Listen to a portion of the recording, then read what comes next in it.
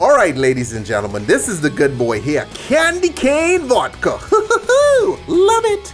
Candy cane vodka. So we get a bunch of candy cane or candy canes. What is the plural of candy cane? Anyone? Maybe it's canes, maybe it's, I don't know. Does cane have a plural? I don't know. Okay. All right. So like fish and fishes, this fish could also be plural. Okay. So vodka, I was taught fish is plural. Okay, we having an argument in the office. You can't hear them, but they're looking at me weird. Okay, beautiful. So we add in our vodka, and that allows it to dissolve. Okay, I was taught fish is plural.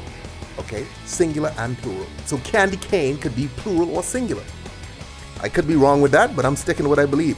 Okay, so we rim our little shot glass with some crushed candy cane, and then we come over the top. Okay. With our little candy cane vodka mix. It's minty fresh. Trust me, you could gargle this. You'll see what I mean.